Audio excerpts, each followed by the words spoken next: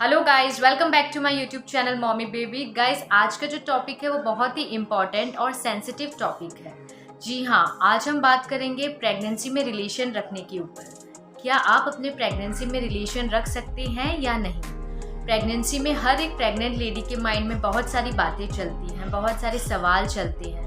वो बहुत ही कंफ्यूज रहती है। वो यह सोचती है कि क्या प्रेगनेंसी में रिलेशन रखना उनके लिए और उनके बेबी के लिए सेफ़ है। ये ऐसी बातें हैं कि वो किसी और से पूछने में भी शर्माती है। तो गाइज़, आज मैं आपको इस वीडियो के माध्यम से आपके सारे सवालों का जवाब देने की पूरी कोशिश करूंगी। आप वीडियो को एंड तक ज़रूर देखें, बीच में स्किप बिल्कुल ना करें। वीडियो स्टार्ट करने से पहले मेरी एक छोटी सी रिक्वेस्ट है आप लोगों से, अगर आप लोगों ने मेरा चैनल अभी तक सब्सक्राइब नहीं किया तो इसको सब्सक्राइब कर दे, साथ ही में बेल आइकन को भी प्रेस कर दे जिससे आपको नोटिफिकेशंस मिलती रहे। लाइक करें, शेयर करें और बहुत सारे कमेंट्स करें।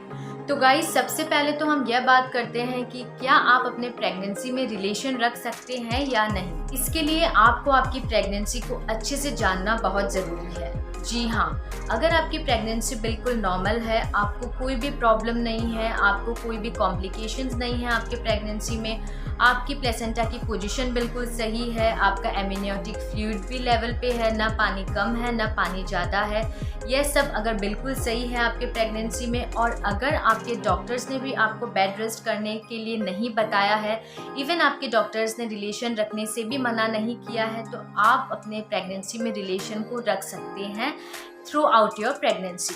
लेकिन अगर आपकी प्रेगनेंसी बहुत सारे ट्रीटमेंट्स एंड मेडिकेशंस के बाद कंसीव हुई है, या आपको कंसीव करने में बहुत सारी प्रॉब्लम्स आई है, या आपकी प्रेगनेंसी बहुत टाइम बाद कंसीव हुई है, तो यहाँ पे आपको आपके प्रेगनेंसी में पहले 3 महीने रिलेशन को बिल्कुल अवॉइड करना है। प्रेगनेंसी के पहले 3 महीने में आपके बॉडी में बहुत सारे हार्मोनल चेंजेस होते हैं, आपका मूड स्विंग्स होता है, आपको नोजिया, वॉमिटिंग्स, हार्टबर्न, एसिडिटी, ये सारी की सारी दिक्कतें रहती हैं। आप कंफर्टेबल नहीं रहते, आपकी एनर्जी लेवल डाउन रहती है, आपको भूख नहीं लगती। तो ये सारी दिक्कतें आपके प्रेगनेंसी के पहले 3 महीने में होती है। यहाँ पे आप अपने प्रेगनेंसी में बिल्कुल सेट नहीं होते। तो अगर आप अपने प्रेगनेंसी के पहले 3 महीने कांटेक्ट ना रखें तो ये आपके लिए सबसे सही डिसीजन होगा। इवन अगर आपका पहले भी मिसकैरेज हुआ होता है तो यहाँ पे भी आपको अपने प्रेगनेंसी के पहले 3 महीने में रिलेशन को अवॉइड करना चाहिए। प्रेगनेंसी का सेकेंड ट्राइमेस्टर 4, 5, 6 मंथ्स, यह सबसे बेस्ट टाइम होता है रिलेशन रखने के लिए, क्योंकि यहाँ पे आपके हार्मोन्स काफ़ी बैलेंस में आ जाते हैं, आपकी एपिटाइट वापस आ जाती है, आप कंफर्टेबल हो जाते हैं, आप हैप्पी रहते हैं, आपको भूख लगती है। तो यह टाइम में आप अपने प्रेगनेंसी को एंजॉय करते हैं। तो यहाँ पे विदाउट वरीज आप रिलेशन रख सकते हैं जो कि आपके लिए और आपके बेबी के लिए बिल्कुल सेफ है। प्रेगनेंसी का थर्ड ट्राइमेस्टर 7, 8, 9 मंथ्स, यहाँ पे भी आप रिलेशन रख सकते हैं, लेकिन यहाँ पे आपको आपके कंफर्टेबल लेवल को ध्यान में रखना है, क्योंकि आपकी बेली साइज काफ़ी बड़ी हुई होती है। तो यहाँ पे भी आप रिलेशन रख सकते हैं विदाउट एनी वरीज, या बिल्कुल सेफ है। आपको यहाँ पे एक बात का ध्यान रखना बहुत ही ज़रूरी है, वो यह है कि आपके प्रेगनेंसी के लास्ट दिनों में अगर आप रिलेशन रखते हैं तो आपको लेबर इंडक्शन होने का खतरा हो सकता है। तो जब तक हो सके आप अपने प्रेगनेंसी के लास्ट दिनों में कांटेक्ट को अवॉइड करें। इसी के अलावा आप अपने डॉक्टर से भी बात कर सकते हैं, उनकी भी सजेशंस आप बिल्कुल ले सकते हैं। तो गाइस, चलिए अब हम यह जानते हैं कि आपको कौन कौन से केसेस में बिल्कुल भी रिलेशन नहीं रखना है थ्रू आउट योर प्रेगनेंसी।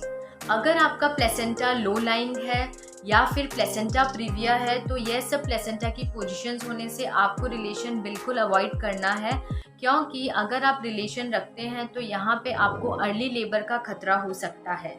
अगर आपको थ्रू आउट प्रेगनेंसी ब्लीडिंग होती है या फिर ब्लड स्पॉटिंग होती है तो भी आपको कांटेक्ट को बिल्कुल अवॉइड करना है। इसके अलावा अगर आपकी ट्विंस प्रेगनेंसी है तो भी आपको रिलेशन बिल्कुल नहीं रखना।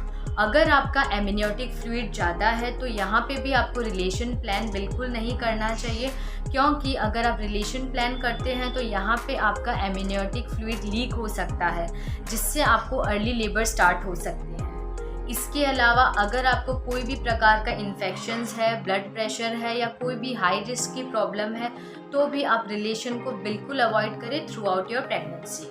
गाइज, हर प्रेगनेंसी डिफरेंट होती है, क्योंकि हर बॉडी डिफरेंट होती है। तो यहाँ पे अगर आपको कोई भी कन्फ्यूजन या कोई भी क्वेश्चंस रहते हैं तो आप बेझिझक बिना कोई शर्म करे अपने डॉक्टर से ज़रूर बात करें, क्योंकि आपके डॉक्टर्स आपकी प्रेगनेंसी को सबसे अच्छे तरीके से जानते हैं। गाइस, बहुत लोग यह भी सोचते हैं कि ड्यूरिंग प्रेगनेंसी अगर वो रिलेशन रखे तो उनके बेबी को तकलीफ हो सकती है या कोई नुकसान हो सकता है। यह बिल्कुल भी सही नहीं है, क्योंकि आपका बेबी आपके यूटेरस के अंदर एमनियोटिक सैक में होता है, जिसके चारों तरफ पानी होता है, जिसको एमनियोटिक फ्लूइड बोलते हैं, और यह बेबी को बिल्कुल सुरक्षित रखता है।